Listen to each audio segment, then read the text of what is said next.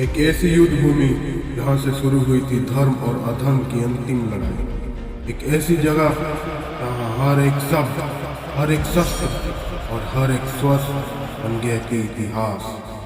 मगर सवाल यह है, आखिरकार श्री कृष्ण ने कुरुक्षेत्र को ही क्यों चुना?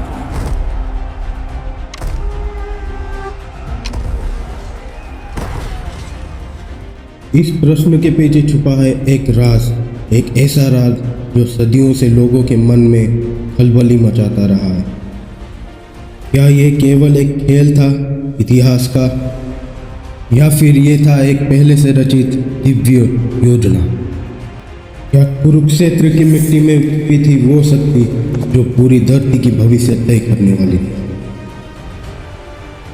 आज के इस वीडियो में हम खोलेंगे वो सच, वो कारण जिसकी वजह से श्री कृष्ण ने महाभारत का महायुद्ध इस भूमि पर लड़ने का निर्णय लिया।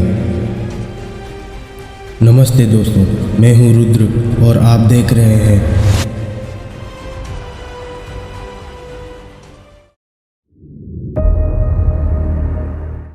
कुरुक्षेत्र को धर्म क्षेत्र कहा गया है।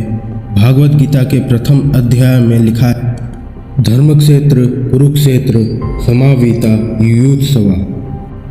ये वही भूमि है जहाँ देवताओं और असुरों का पूर्व में युद्ध हुआ था। यहाँ ऋषि मुनि तपस्या करते थे और माना जाता था कि इस भूमि पर दिए गए कर्मों का फल अनंत गुण बढ़ जाता है।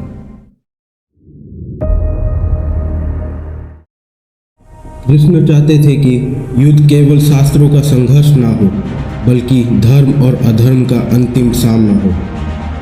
कुरुक्षेत्र धर्म की भूमि थी। यहाँ जीतने का अर्थ था धर्म की जीत और हारने का अर्थ था अधर्म का पातन।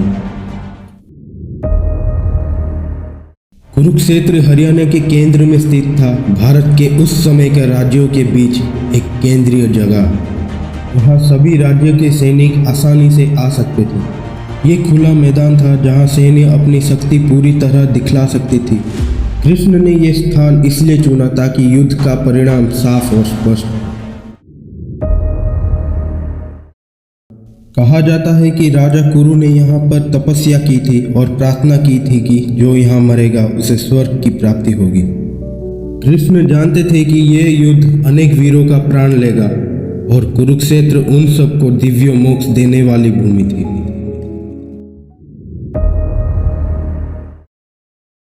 सबसे महत्वपूर्ण बात यह थी कि कृष्ण युद्ध के मध्य में अर्जुन को गीता उपदेश देने वाले थे। कुरुक्षेत्र जैसा पवित्र और धार्मिक भूमि के अलावा और कोई स्थान ऐसा नहीं था जो इस महान ज्ञान को धरती पर जन्म दे सके। इस प्रकार कुरुक्षेत्र केवल एक रणभूमि नहीं थी, यह धर्म क्षेत्र था और अधर्म का अंतिम समासान।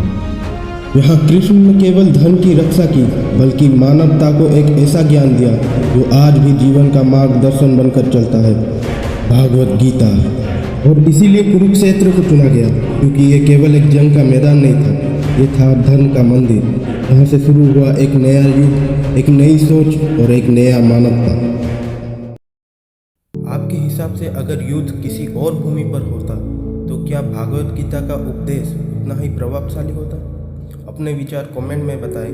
वीडियो पसंद आया तो लाइक करें, शेयर करें और चैनल को सब्सक्राइब करना मत भूलें। जय जगन्नाथ।